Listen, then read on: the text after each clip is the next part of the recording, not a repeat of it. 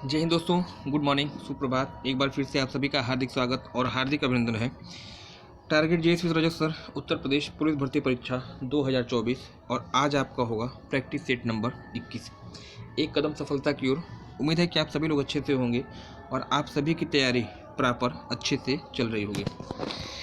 दोस्तों, आज का सेशन होगा महत्वपूर्ण सेशन है, बेहतरीन सेशन है। एक कापी पेन लेके अपने साथ बैठिए। जो चीज़ें आपको आती हैं उनको इग्नोर करिएगा, जो चीज़ें आपको नहीं आती हैं उनको जरूर नोट करिएगा। फेयर नोट तैयार करिए, निश्चित रूप से वो आपके लिए हेल्पफुल होगा। आइए शुभारंभ करते हैं आज की सेशन का। यहाँ पर देखिए दिया गया है प्रश्न संख्या 1 की बात करिएगा तो यहाँ पे आपको दिया है महाभारत का फारसी अनुवाद किस नाम से जाना जाता है, यह आपसे यहाँ पे पूछा गया है ना। महाभारत का फारसी अनुवाद किस नाम से जाना जाता है। अनवर सुहाली दिया है, रज्जनामा दिया है, हस्त बहिष्ठ दिया है और आयात दानिश दिया है। इंपॉर्टेंट क्वेश्चन होगा।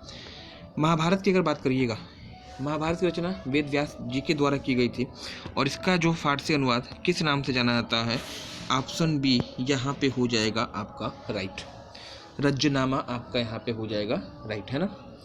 इसके अलावा महाभारत को जय संहिता के नाम से भी पुकारा जाता है, ये भी आपको ध्यान देना होगा। चलिएगा, प्रश्न संख्या अगर बात करेंगे 2 की तो यहाँ पे आपका दिया गया है वह अमेरिकी पत्रकार जो भारत छोड़ो आंदोलन के समय महात्मा गांधी जी के साथ था।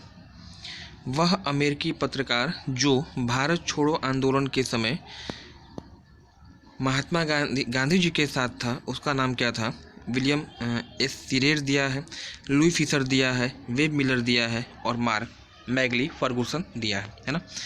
वह अमेरिकी पत्रकार जो भारत छोड़ो आंदोलन के समय महात्मा गांधी जी के साथ था, उसका नाम आपसे पूछा गया है। भारत छोड़ो आंदोलन की बात हो रही है, मतलब 1942 में। और 1942 में कौन साथ में थे, तो लुई फिशर आपका होगा यहाँ पे राइट।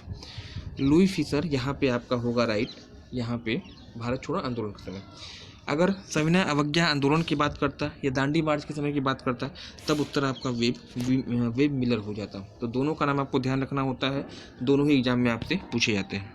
विलियम सीरेर कोई मतलब नहीं है, मैगली फर्गुसन कोई मतलब इनका नहीं है। चलिएगा, प्रश्न संख्या 3 की बात करिएगा।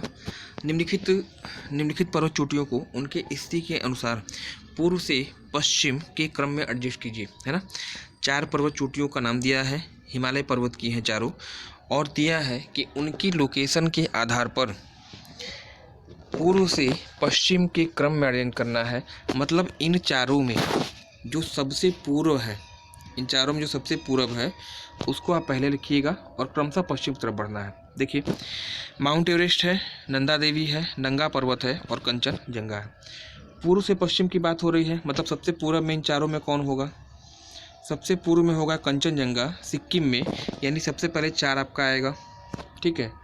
इसके पश्चिम में आइएगा तो नंगा पर्वत है, अच्छा एवरेस्ट आपका दिया है तो 4 1 नेपाल में हो जाएगा। इसके पश्चिम में आइएगा तो उत्तराखंड में नंदा देवी है, मतलब आपका 2 हो जाएगा।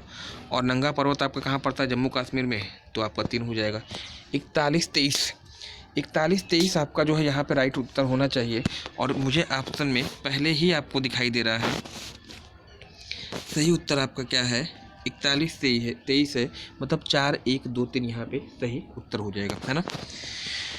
कुछ विशेषताओं पर चर्चा कर लेते हैं। कंचनजंगा की बात करिएगा। कंचनजंगा जो है भारत में हिमालय की सबसे ऊंची पर्वत चोटी सिक्किम में है, 8598 इसकी हाइट होगी। विश्व की तीसरी सबसे ऊंची पर्वत चोटी है। एवरेस्ट सब लोग जानते हैं, विश्व की सबसे ऊंची पर्वत चोटी है, नेपाल में स्थित है, 8848 इसकी हाइट होगी। और साथ ही साथ याद रखिएगा, इसे सागर माथा के नाम से नेपाल में पुकारा जाता है।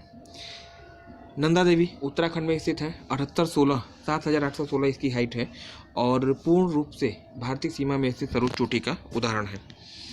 चलिएगा, प्रश्न संख्या 4 की बात कर लीजिए तो यहाँ पे आपका दिया है कि सर्वप्रथम लोक निर्माण विभाग की स्थापना किस शासक के द्वारा की गई थी।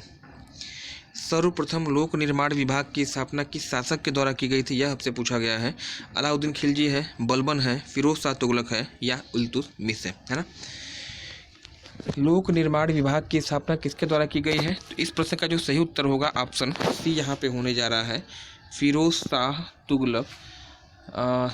लोक निर्माण विभाग भी याद रखिएगा और साथ ही साथ सिंचाई विभाग भी आप याद रखिएगा।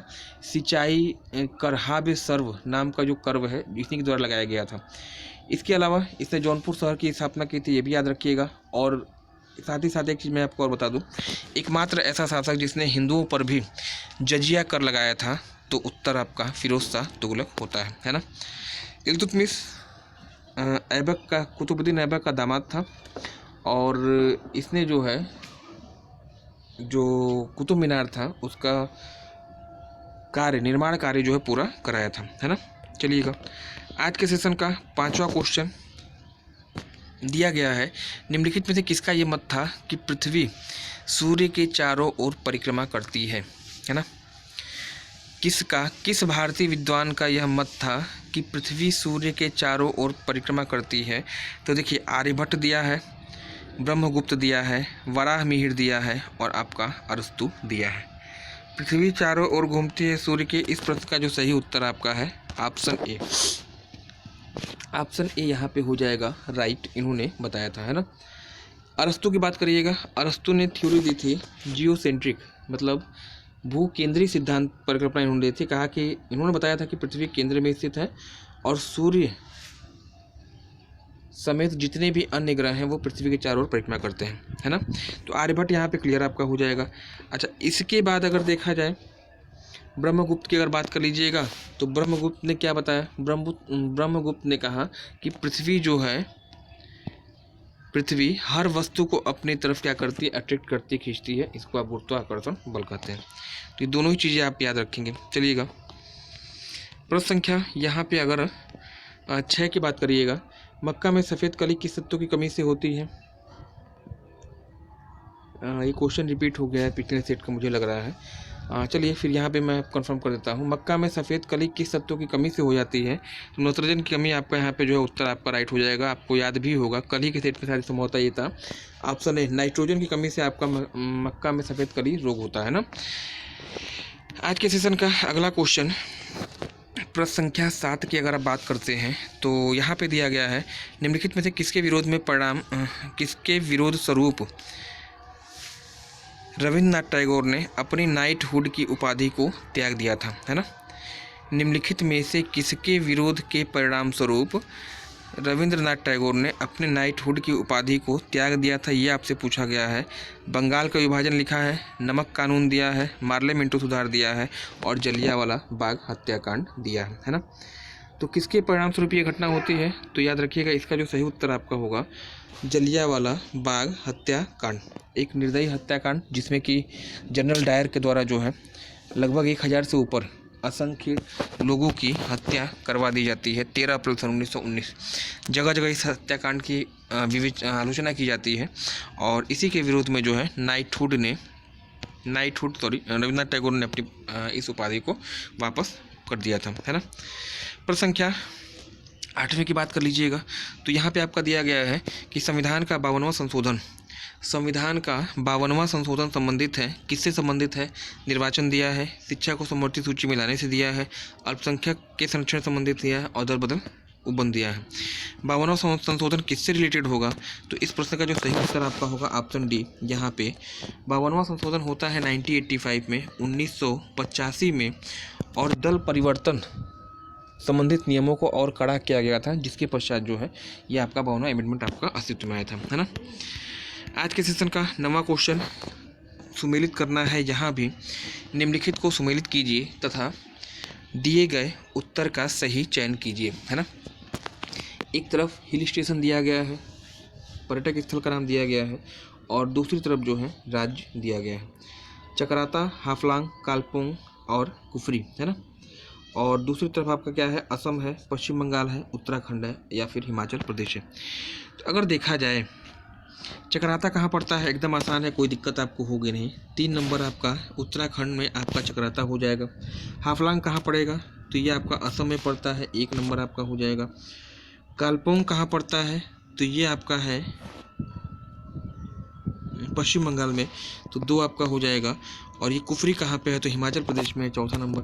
तो सिंपल सी बात है 31-24 जहाँ पे आपको दिखाई दे जाए, 31-24 जिस ऑप्शन में आपको दिखाई दे जाए वहाँ ले जाकर ठोक दीजिएगा।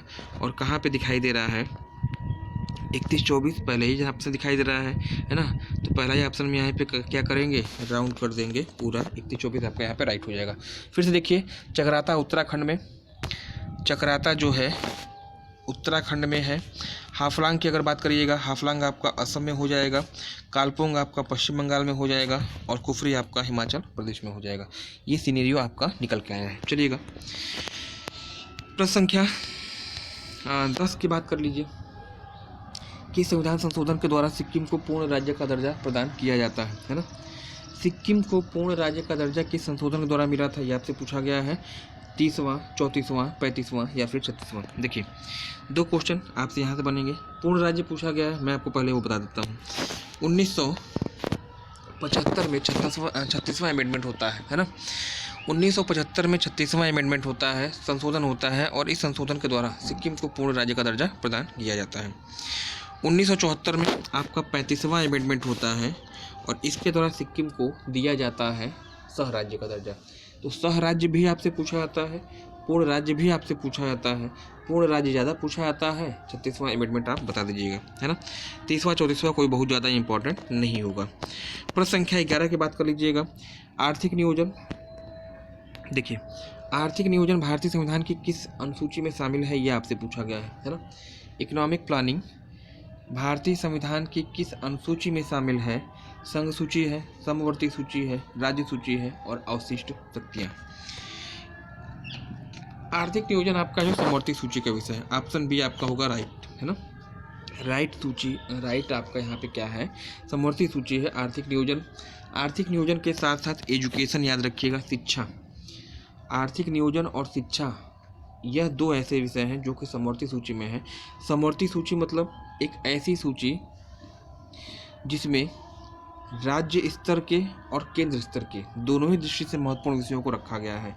यानी राज्य सरकारें भी उस पर कानून बना सकती हैं, केंद्र सरकार भी कानून बना सकती है, लेकिन कंट्रोवर्सी की स्थिति में, विवाद की स्थिति में जो केंद्र सरकार का नियम है वो फॉलो किया जाएगा, है ना। तो समवर्ती सूची की बात हो गई। अगर हम संघ सूची की बात करिए, कुछ ऐसे विषय होते हैं जो कि पूरी तरह से राज्य के अंडर में होते हैं, मतलब राज्य के केंद्र के अधीन होते हैं और उस पर कानून बनाने का अधिकार जो है केवल केंद्र सरकार को होता है। संघ सूची के विषय आपके हो जाएंगे। जैसे में अगर देख लिया जाए तो रेलवे आपका हो गया, रेलवे हो गया, बैंक हो गया, डाकघर हो गया, सेनाएं हो गई, सर्विसेज आपके हो गई, सब क्या हो जाएंगे, केंद्र संघ में आ जाएगा। अगर राज्य सूची की बात करिए, केवल राज्य सूची के विषय मतलब जिस पे राज्य सरकारों का अधीन होता है, राज्य सरकारें उस पर कानून बना सकती हैं, है ना। चलिएगा आज के सेशन का 12वां क्वेश्चन यहाँ पे दिया गया है। निम्नलिखित में से किस बैंक ने चीन में अपनी शाखा खोली है। 4 बैंकों का नाम पूछा गया है। किस बैंक ने चीन में अपनी शाखा खोली है। बैंक ऑफ बड़ौदा है, पंजाब नेशनल बैंक है, स्टेट बैंक ऑफ इंडिया है और यूको बैंक है। इस प्रश्न का जो सही उत्तर है, किसने खोला है भाई, तो इस प्रश्न का सही उत्तर आपका हो जाएगा स्टेट बैंक ऑफ इंडिया यानी SBI, है ना। प्रश्न संख्या 13 की बात करिएगा और एक क्वेश्चन और सुमेलन वाला जो कि आपकी खटिया कर देगा खड़ी, है ना। प्रॉब्लम तो होगी, देखते हैं, क्योंकि सभी यहाँ पे पूर्वोत्तर भारत के हैं। सूची 1 को सूची 2 से सुमेलित करना है और दिए गए कूट का सही उत्तर देना है ना। देखिए पहले इसको मिलान करते हैं। यहाँ पे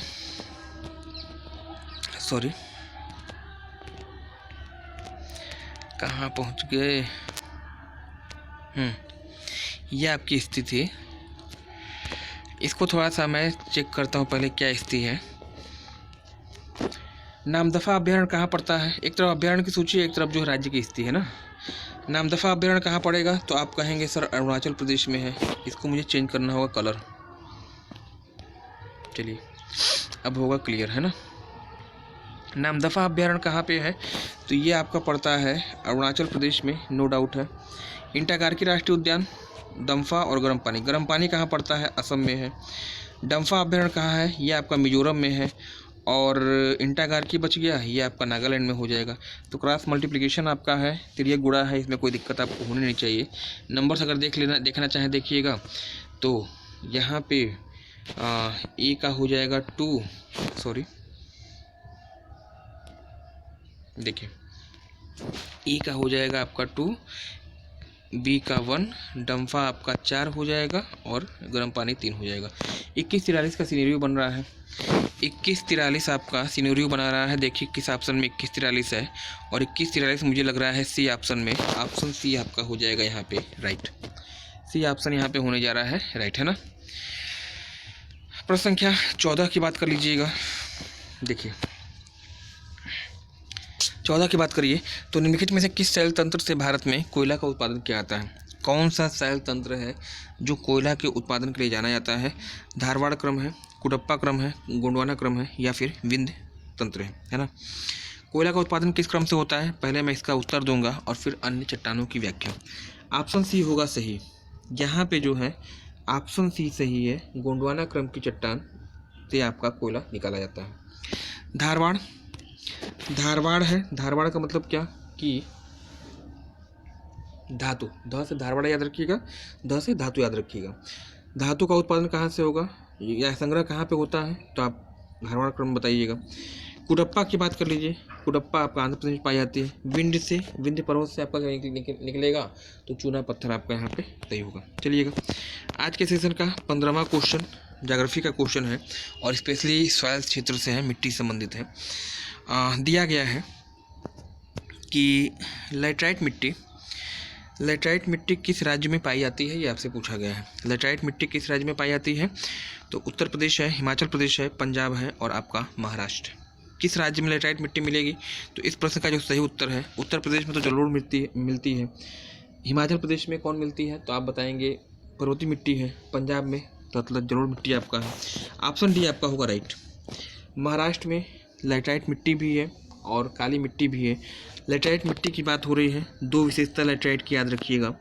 पहली चीज़, भारत में पाई जाने वाली एकमात्र मिट्टी जिसका प्रयोग भवन निर्माण में किया जाता है। एक तो ये प्रश्न पूछा जाता है, और दूसरा आपसे पूछेगा कि कौन सी मिट्टी चाय की खेती के लिए उपयुक्त मानी जाती है, तो उसका भी उत्तर क्या होगा? लैटराइट ही होगा। और इसी में जो है एल्युमिनियम के अंश क्या होते हैं, वह पाए जाते हैं, है ना। 3 चीज़ें लैटराइट मिट्टी से। आज के सेशन का 16वां क्वेश्चन, और ये भी जो है आपका सामान्य जानकारी है। निम्नलिखित में से कौन सुमेलित नहीं है, ये आपसे पूछा गया है। कौन सुमेलित नहीं है? हवाना है, किम्बरले है, मिलान है, या फिर शेफील्ड है। कौन सुमेलित नहीं है? हवाना मांस पैक करना लिखा है, मतलब एक तरफ शहर का क्षेत्र दिया है और दूसरी तरफ उसका उद्योग दिया है। किम्बरले में तो हीरा का उत्पादन होता है, ये तो कन्फर्म सुमेलित है। मिलान रेशम उत्पादन, इटली का मैनचेस्टर कहा जाता है मिलान को, रेशम उत्पादन, ये भी सही है। शेफील्ड छुरी कांटा के लिए फेमस है। जो हवाना है ना बेटा, हवाना जो आपका है, यह जो है आपका गलत होगा। हवाना क्यूबा की राजधानी है, चीनी उद्योग संबंधित चीनी कटोरा कहा जाता है। मांस पैक करना यहाँ पे नहीं होता है, बल्कि कहाँ होता है, तो यूएसए में एक स्थान पड़ता है शिकागो, है ना। शिकागो को आप क्या कहते हैं? विश्व की मांस की मंडी भी कहते हैं। तो ये हवाना ऑप्शन आपका यहाँ पे सुमेलित नहीं होगा, है ना। आज के सेशन का 17वां क्वेश्चन, निम्नलिखित में से कौन सुमेलित नहीं है? फिर वही क्वेश्चन है यहाँ पे, वही है क्या? नहीं, चीज़ें अलग है। निम्नलिखित में से कौन सुमेलित नहीं है? खिरगिज है, मसाई है, रेड इंडियन दिया है और एस्किमो दिया है। एक तरफ 4 जनजाति और दूसरी तरफ जो है 4 क्षेत्र। कौन सी जनजाति कहाँ पाई जाती है ना। खिरगिज मध्य एशिया में है, 100% राइट है ये आपका। ये जनजाति मध्य एशिया में पाई जाती है। रेड इंडियन ये भी जो है उत्तरी अमेरिका में, ये भी आपका राइट है, सुमेलित है। एस्किमो ग्रीनलैंड ठंडे प्रदेश में पाया जाता है, ये भी आपका राइट है। यहाँ पे जो दिया है मसाई जनजाति अफ्रीका में तो पाई जाती है, लेकिन यह पश्चिमी अफ्रीका लिख के गलत कर दिया है। यह पश्चिमी अफ्रीका नहीं है, बल्कि कहाँ पड़ेगी? पूर्वी अफ्रीका में, है ना। पूर्वी अफ्रीका में मसाई पाई जाती है, न कि पश्चिमी अफ्रीका में। मसाई के घरों को ही जो है आप क्या कहते हैं, याद कर लीजिएगा, क्राल। मसाई लोग जो हैं ऊंचे ऊंचे पेड़ों पे मचान बना के रहते हैं और इन घरों को क्राल के नाम से जाना जाता है। कमेंट सेक्शन में आप मुझे कमेंट करिएगा। एस्किमो जनजाति बहुत ही फेमस जनजाति है। एस्किमो का घर के नाम को क्या कहते हैं, है ना। एस्किमो का गृह बता दीजिएगा, घर किस नाम से जाना जाता है। एस्किमो का जो वाहन होता है उसके वाहन को किस नाम से जानते हैं, और एस्किमो का जो हथियार होता है उसको किस नाम से जानते हैं। फिर से सुनिए, एस्किमो का घर किस नाम से जाना जाता है, एस्किमो का वाहन किस नाम से जाना जाता है, और एस्किमो का जो है हथियार है वह किस नाम से जाना जाता है। तीनों चीज़ें कमेंट सेक्शन में आप मुझे कमेंट करेंगे, है ना।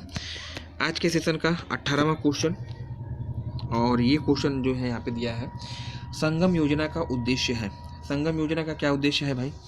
शुद्ध पीने की पानी की व्यवस्था करना, नदियों की सफाई की व्यवस्था करना, सांप्रदायिक सद्भाव को बढ़ाना, या फिर विकलांगों या दिव्यांगों की सहायता करना।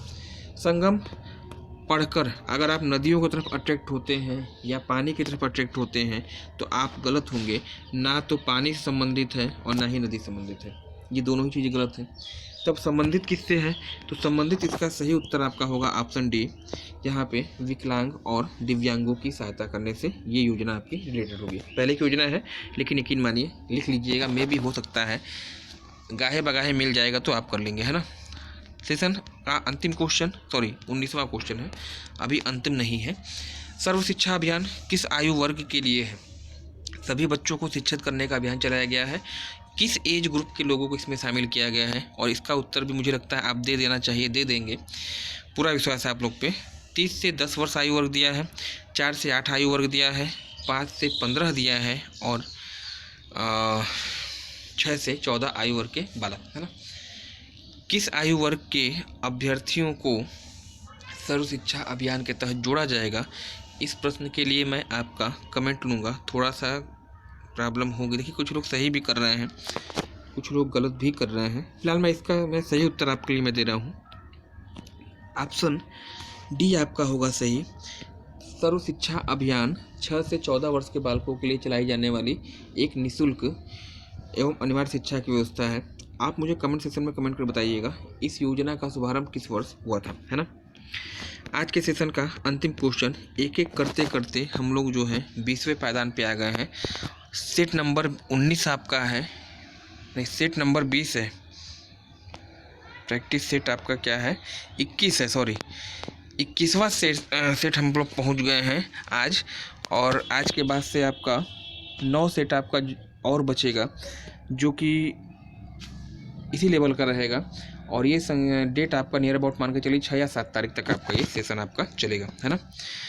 उसके बाद मेरी एक बहुत बड़ी योजना है आप लोग के लिए, और स्पेशली जो है आप लोग की मांग, कई लोगों ने फ़ोन भी किया और कई लोगों ऑफलाइन क्लासेस में भी लोगों ने कहा कि करंट अफेयर्स की चीज़ें जो हैं कुछ मतलब नहीं जुगाड़ हो पा रहा है, नहीं मिल पा रही है। तो उसके लिए भी मैं आपके लिए प्रयास कर रहा हूं।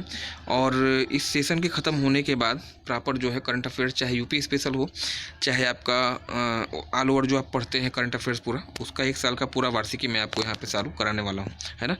जिस तरह से प्रेम इसने आप लोगों ने दिया है इसको बनाए रखेंगे। फिलहाल प्रश्न पे चलते हैं। निम्नलिखित में से किस एक का मुख्यालय सही नहीं है? एक तरफ संगठन का नाम है, एक तरफ जो है मुख्यालय का नाम है, कौन सही नहीं है ये आपसे पूछा गया है। यूएनओ लंदन दिया है, WTO जिनेवा दिया है, ILO आपका न्यूयॉर्क है, और FAO आपका शिकागो, है ना।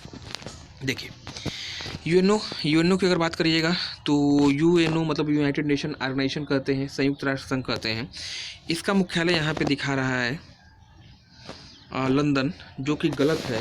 यूएनओ का मुख्यालय लंदन में नहीं है, बल्कि कहाँ पड़ता है? इसका मुख्यालय पड़ता है न्यूयॉर्क में। इसका मुख्यालय कहाँ है? यूएनओ का मुख्यालय न्यूयॉर्क में है। WTO वर्ल्ड ट्रेड ऑर्गेनाइजेशन कहते हैं, इसका मुख्यालय जिनेवा में है, और ये आपका सही सुमेलित है, यही चीज़ आपसे पूछा गया था। ILO इंटरनेशनल लेबर्स ऑर्गेनाइजेशन अंतर्राष्ट्रीय श्रम संगठन, इसका मुख्यालय यहाँ पे न्यूयॉर्क दिया है, जो कि गलत है। इसका मुख्यालय कहाँ पे होगा? तो ये मुझे लग रहा है ILO का मुख्यालय जिनेवा में है क्या? जी हाँ, ILO का मुख्यालय जिनेवा में। और FAO फूड खाद्य संगठन जो आपका है शिकागो दिखा रहा है, शिकागो गलत होगा, ये आपका रोम में है ना। तो ये आपका उत्तर आपका यहाँ पे क्या सही होगा? WTO का मुख्यालय जिनेवा में, यही आपका राइट है ना। तो ये रहा 20 महत्वपूर्ण प्रश्न आपके लिए। धन्यवाद, thanks for joining me. Channel पे अगर पहली बार आए हैं चैनल सब्सक्राइब कर दीजिएगा, बेल आइकन को प्रेस करके अधिक से अधिक इस वीडियो को शेयर करिए ताकि यह वीडियो वहाँ तक पहुँच सके जिसे वास्तव में इसकी ज़रूरत है। धन्यवाद। Have a nice day. Thanks for joining me.